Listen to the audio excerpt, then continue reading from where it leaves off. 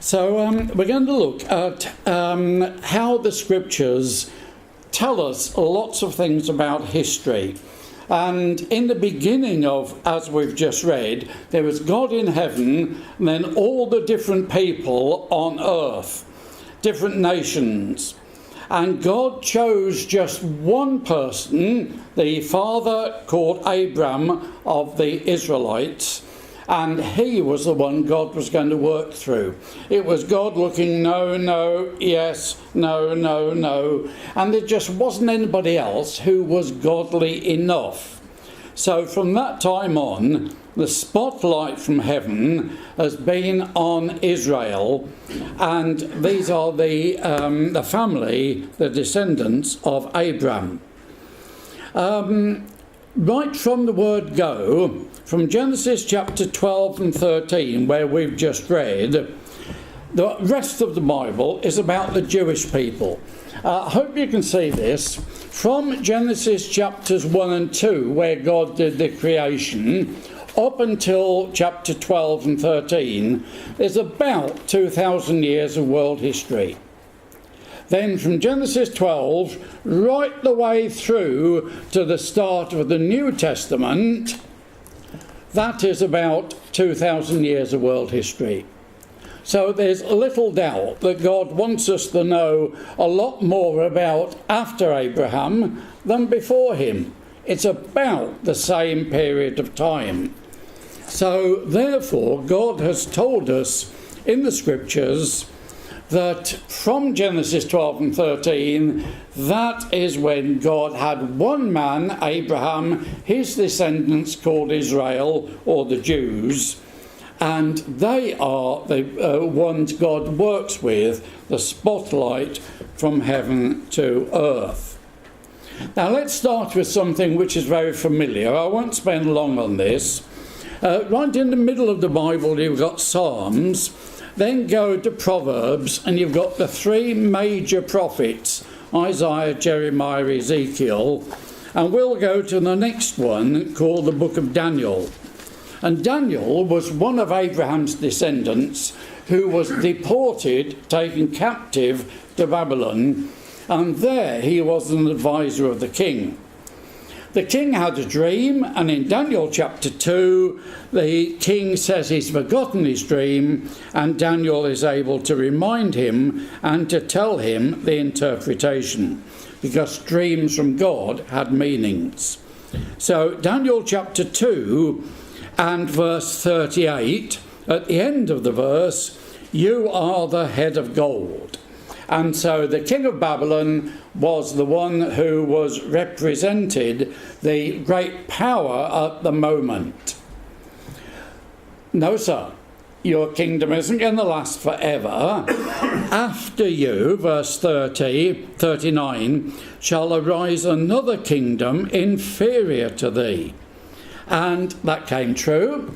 A coalition of Medes and Persians working together, and they lasted for a few hundred years after the king of Babylon. Then after you will come another kingdom. Now, if you like Bible study, you'll realise that God doesn't say Medes and Persians and Greeks and Romans. Those words don't come until chapter 7 onwards, when God is talking directly to Daniel, and it's not for passing on to his Gentile audience. It's just another kingdom, another kingdom. After the Medes and Persians came the Greeks, after the Greeks came the Romans, and then the kingdom was to be very wobbly, the feet of iron and clay, two metals which don't merge together, and therefore the image was very tottering on its feet. And in the dream, a stone came down from the heavens, hit the image on its feet, not on its knees, not on its stomach, but on its feet, ground it to powder, and grew to become a big kingdom and filled the whole world. There's the contrast. This image just had 2 foot's worth of ground. The kingdom, which is the kingdom of God, is the mountain to fill the whole world. Now, the amazing thing is that the Jewish people had been taken out of their land by the Romans. And something which has worried me and quite a lot of other people, what about, if you look on the internet, you can find all sorts of other empires which are not mentioned in the Bible. What about the British? Now, this comes straight off the internet, and the British was the biggest empire the world's ever seen.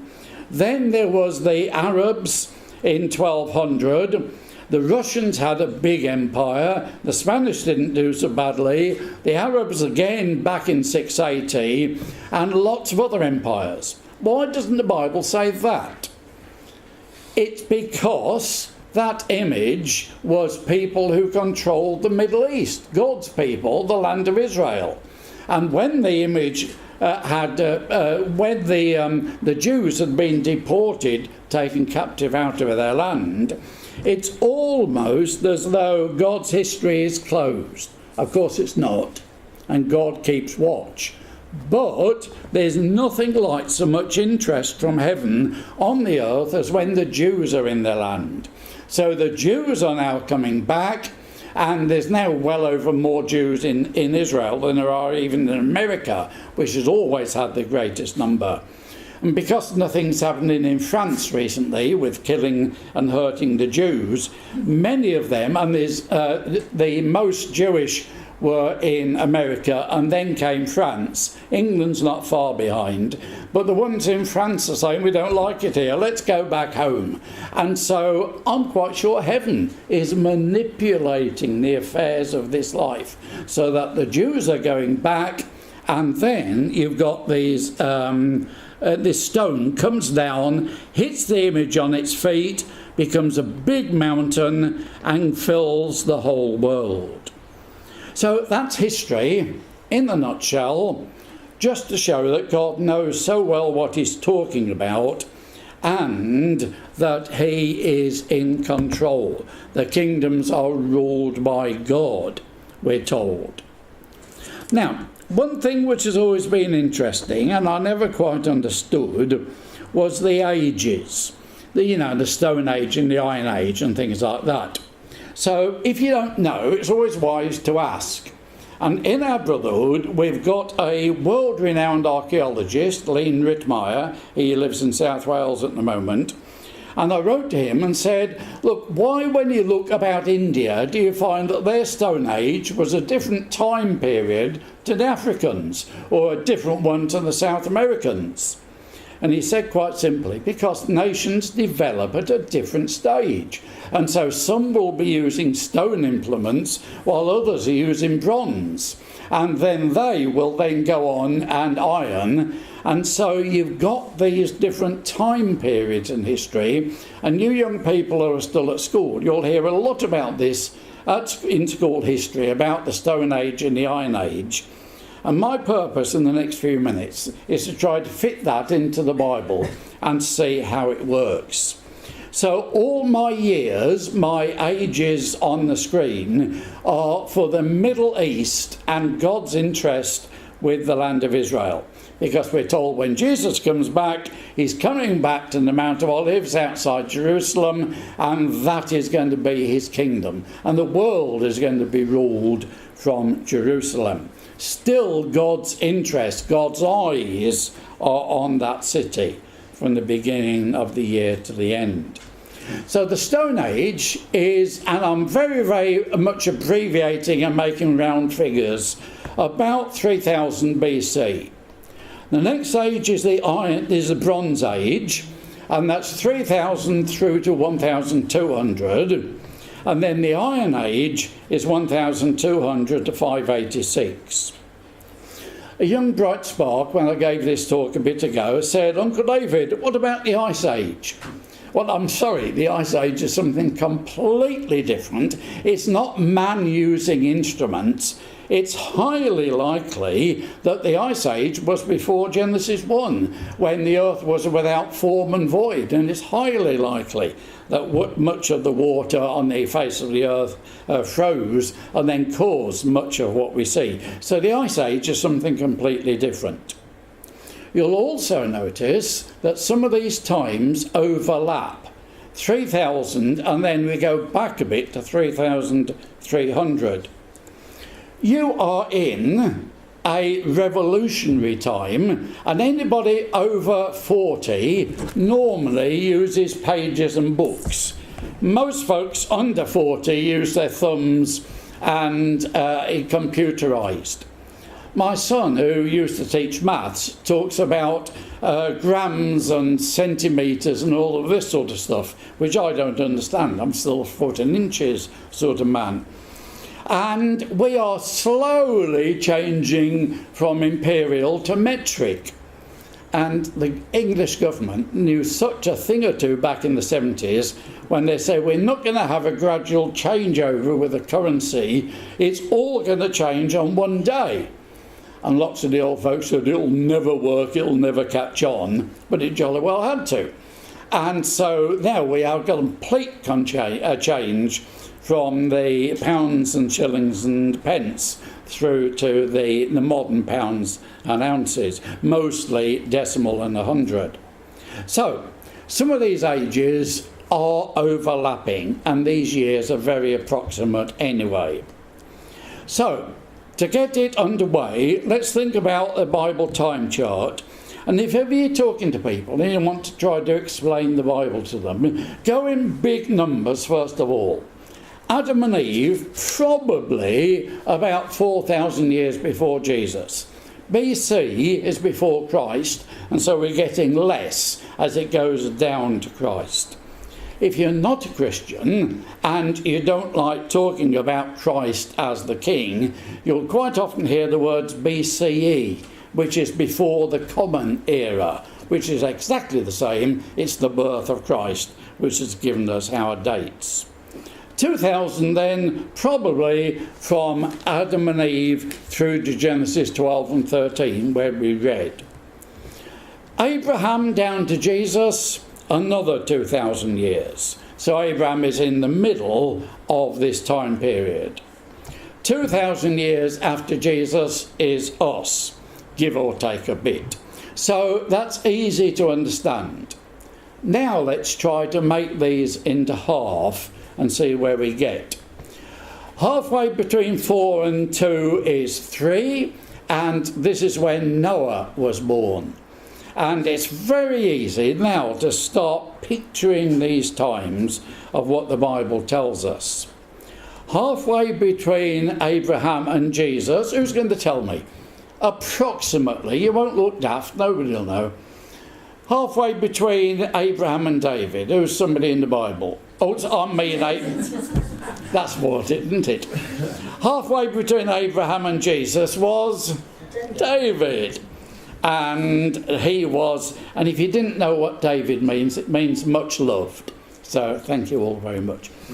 Halfway between Jesus and us. Come on, anybody good at history? About approximate. Battle of Hastings, 1066. Okay, so there we go in 1,000 years rather than 2,000 years. Now let's be really clever and split them into half. We won't go any further after that. Halfway between Adam and Eve and Noah, totally nothing happened of interest in the Bible, so that doesn't count. Halfway between Noah and Abraham, who's going to have a guess? We're talking now in sort of 500 years. Is Noah and the flood.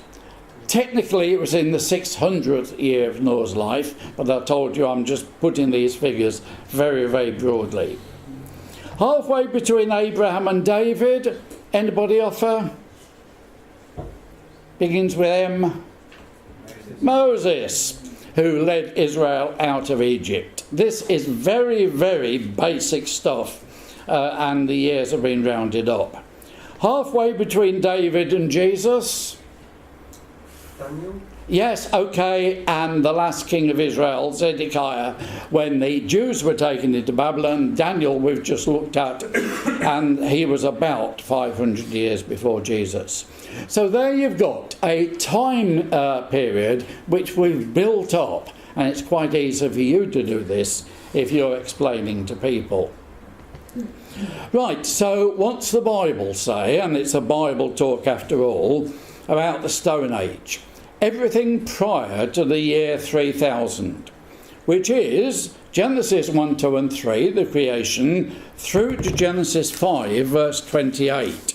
Come back with me to Genesis chapter 5, and here you've got the time period, which is about the end of the Stone Age. Genesis chapter 5 and verse 28. Lamech lived 182 years and begat a son, and he called his name Noah. And so Noah is born just about at the end of the Stone Age. Now don't forget, other civilizations had moved faster or slower than the Middle East, and my Bible dates are Middle East. And you'll find some very ancient history. Beware when folks start talking about millions of years. It doesn't always fit in with what the Bible says. Basically, I'm trying to stick to this time period, which I think we're given in the Scriptures. So, down the right of the screen, we're now going to try to put the Bible people or events which happened in the Stone Age. And the Stone Age simply means they dug their ground and they used instruments made out of sharpened stone. A very simple and early method. Adam and Eve, their children Cain and Abel. Cain is always something nasty, and Cain killed Abel, it's easy to remember. And Adam and Eve were very upset, of course, the first death here. And Eve says, oh, God's given me another son. And Seth is born. And again, for those of you who like Bible study, right in the beginning here, it's almost like a death and a resurrection. One dying and another coming back to life again. Abel dies and Seth comes back. And if you look in Genesis 4, you've got the genealogies, the list of chronology of Cain, the bad ones. So you can say Genesis chapter 4 is the baddies. Genesis 5 is the family line of Seth, a godly man. So you've got the goodies. And then in chapter 6, the baddies married the goodies, and the good died out. You've got one overripe apple on the dish, and it's not converted by the other 6. It spreads its badness. And I'm afraid one bad apple is a very bad influence, taking it to people. And you've really got to be careful that you don't encourage certain things we see on the television and certain things we hear to corrupt our good manners. Seth and then Enoch, we don't know much about Enoch, apart from he wrote a book, which we haven't got in our Bible. Moses quotes from him when he talks about the saints and 10,000 from Paran, and Jude in the New Testament quotes the same passage. So we know that Enoch wrote a book, but we don't have that in our Bible. Methuselah was the oldest man who ever lived, and somebody's going to tell me how old he was when he died. It's not important, you won't get into the kingdom knowing these things, but of interest? 969, yes, the oldest man who ever lived. And I'm just over 70 and I'm beginning to feel old. Now, there are exceptions. The exception proves the rule. And you will find in Genesis chapter 4, just turn back to Genesis chapter 4, and it tells you what people did for a living. And in verse 22, and suddenly this verse makes so much more sense. Verse 22 of Genesis 4, Zillah, she also bare Tubal-Cain, an instructor of every user or artificer in brass and iron. In other words, wow, he had an early computer, one of those Amstrad things. And in other words, he was using brass and iron while everybody else was using stone. And of course, a Stone Age didn't suddenly give way to a Bronze Age or Brass Age. It develops over the years. And so that verse suddenly becomes alive. That's why it's in the Bible, because he was such an exception. He was really advanced. And we've got things like this which make the Bible sparkle. Right, so the Bronze Age, the next one, and bronze, of course, the joining together of copper and tin. So you've got to be quite advanced to dig up two metals and somehow melt them and fuse them together. 3,300 through to 1,200, getting less as we go, less numbers as we go towards the time of Christ. And this is from about the time of Noah through to the end of the Judges and Samuel. Probably when they came out of the ark, and in chapter 11 of Genesis they built the Tower of Babel, it's highly likely that that was built with Stone Age influence, because the 8 of them who were saved weren't of the ones with the very advanced technology, and there wasn't many other people to help them out. They'd all been washed away. And so you can begin to see how the different ages are overlapping. So Noah to the end of the Judges and Samuel. And the Bible stories which account in this time. The Tower of Babel, and then slowly, of course, the Bronze Age took over. Abraham, and it makes us suddenly think that Abraham and his family probably then were beginning to use these more modern ways of building and tilling the ground. Abraham had a son Isaac, Isaac had a son Jacob, Jacob's name was changed to Israel, so all the family are known as the Israelites. 11th son was Joseph, who managed to get all these brothers angry. They sold him as a slave to Egypt, but he was able to save the family's life by saving them corn. The Bible account goes on that the family lived in Egypt and after a couple of 100 years became slaves, and then a deliverer called Moses came who led them out by God's hand of Egypt. And you've got the Bible stories just coming one after the other. Joshua succeeded Moses. He was the next leader. The land was captured by Joshua, and they had judges. The last one, of course, was Samuel. So there's all the Bible stories which fit into this time period of the Bronze Age.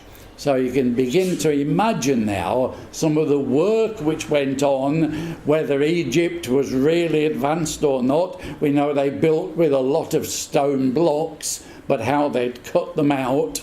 It's interesting to try to put all this together. Now the exceptions. In Deuteronomy, and that's written by Moses, he talks about a man called Og who had an iron bed. An iron bed frame or bedstead. Why does the Bible tell us what his bed was made out of? Because he was very advanced and he had iron, whereas most people were using wood or other things like that. The family of Israel couldn't really fight the Canaanites on occasion because the Canaanites had iron chariots. They were using very advanced means for their day. So two little passages, and I'm sure you can think of more, just to illustrate the point that this time period was moving sometimes slowly and sometimes very quickly.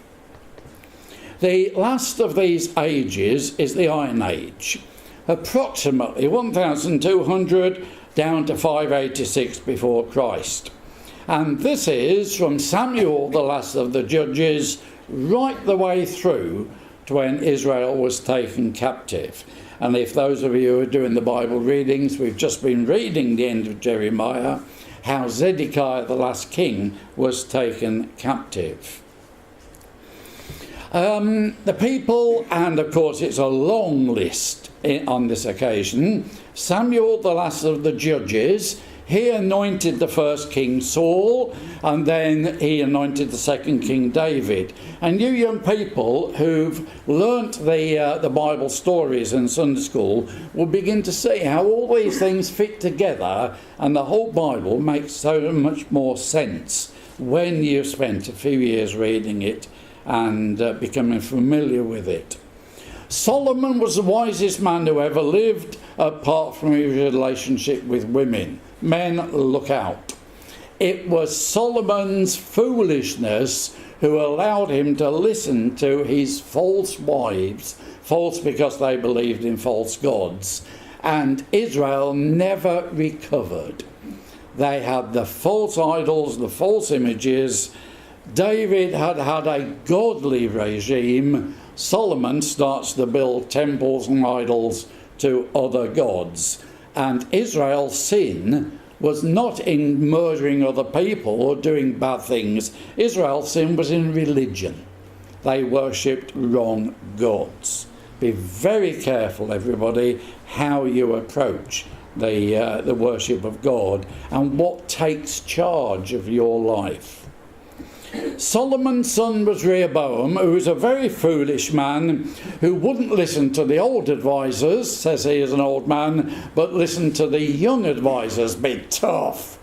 And Jeroboam, who was only a servant, he said, right, okay, to your tents, O Israel, you lot come with me. And he divided the land into two, a sort of Hadrian's wall, and the north never joined in with the south again. The kingdom was split, with Rehoboam in the south and Jeroboam in the north. Then we've got the books of Kings and Chronicles, which tell us all the history of the kings. Not one good king in the north. Several in the south, but the land tottered between good and bad, God and false gods. Then, of course, after Psalms, we've got the prophets. And this is where you start to fit in the prophets with the kings. And it makes a lot more sense when you get that idea. The north was taken captive in about 722. The south was taken captive in about 586. And that was Zedekiah, the last king, who had his sons, who should have been kings after him, killed in front of him, and then they made him blind. So the last thing he ever saw in his life was the death of his sons. Pretty horrific. But here was God saying, there's no more kings until he comes whose right it is, and I'm going to give it to him. Ezekiel chapter 21. And when they came out of captivity, it was a relative of the kings who was sort of mayor or civil leader in Jerusalem, Zerubbabel, and they never had a king, and they've still not got a king, even though now they've come back from all countries of the world. So the Bible, very, very accurate. Tiny bit of geography before we finish. The countries around the land of Israel, and you can see in green the little land of Israel, surrounded by its neighbours, war and rumours of war in most of those countries. It's a horrific area of the world. And the old Bible map of the same area, and you'll see its sort of arc, which used to be called a crescent shape, like the moon. And that is between the rivers Tigris and Euphrates, where most of the civilization and the agriculture took place. Now, there was in a little place at Ur, and if ever you forget, where was Abraham born? Yes, he was. And it's ever so easy to remember. There was a ziggurat at Ur. Now, a ziggurat is something like a pyramid, but it's not a grave. A pyramid has 3 sides, a ziggurat has 4, and a ziggurat is a temple where people can go in. A pyramid is a place where they bury the dead, and you don't normally walk into. There was this cigarette at Ur, and that is a fairly modern picture. Most of it has fallen down, the wind's blown the sand over it, and it's just a ruinous heap. There's a picture of what it probably used to look like, a huge stepped building, which was the centre of moon worship in that part of the world. And this was built by the Sumerians, who lived in Ur and Babylon at the time, 100 years before Abraham. Don't forget, Abraham was about 2000, and this is the 21st century, so we're going 100 years back. And so Ur, in which Abraham lived, was a very advanced city. None of your old Stone Age places where folks don't really have got much learning. It was very advanced. The history books tell us that they had in Ur paved roads, which is quite something. They had the arch and vault system of building, which means you can get a lot of air into the building and daylight through. They had a lot of writing and books, a banking system. They had law codes, they had joint stock companies, which is limited companies, and they actually had shareholders, very much like the City of London today. It was a very advanced city. And I'm saying all that because God said to Abraham in chapter 12, come out and leave your city and come to a place where I will want you to live. And Genesis chapter 12, just come back with me, Genesis chapter 12, and the first 3 verses, here is God saying, not immediately, take your time in separating, in stages. First of all, come out of your country, then leave your family, which he did up north in Haran, and then from your father's house, which he did with Lot, which we read of in chapter 13, and come to a land that I will show you. And I've got to admire this man Abraham. No signposts in those days, and he's not even told where he's going to go. Leave your civilization and come to the place of my choice. And you will be a blessing. Verse 3, and I will bless them that bless you, and curse him that curseth you. And history tells us that the folks in the world, the nations who've helped the Jews, do get on in life. And it still happens. And I will curse him that curses you. And in you shall all the families of the earth be blessed. And that, of course, refers to Jesus. So here is Abraham coming out from this very civilized society, and the history tells us it was one of the world's finest cities to live in a tent similar to that, probably 6 inches into the ground on somebody else's ground. That's all the foundations they had for their tent pegs. Just come to chapter 13, the chapter we read. And Abraham and his nephew Lot, it's time now to separate, and God said you've got to separate. And it's very, very important lesson that you can't really have a foot in the big wide world and a foot in God's kingdom. You've really got to make your mind up. A double-minded man is unstable in all his ways, says James. So time for separation. You choose, Abraham says generously. So verse 11 of chapter 13, Lot chose him all the plain of Jordan. It was a nice watered area, and it's dead selfish because Abraham had sheep and goats as well. Lot journeyed east, and they separated themselves the one from the other. And Abraham dwelled in the land of Canaan, and Lot dwelled in the cities of the plain. And he actually went towards the evil city of Sodom. Now read verse 14. And the Lord said unto Abraham, after that Lot was separated from him, lift up your eyes and look from the place where you are, northward and south, eastward. But Lot has gone east in verse 11, God is not interested in Lot, because Lot isn't interested in God a lot. And so God says that you can have north and south and east and west.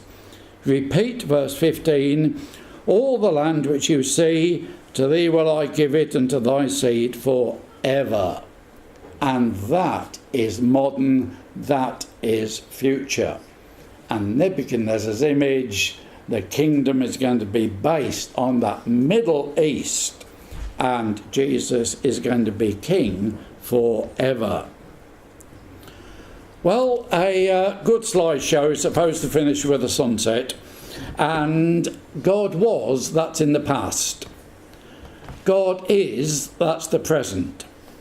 And God will be, that's in the future.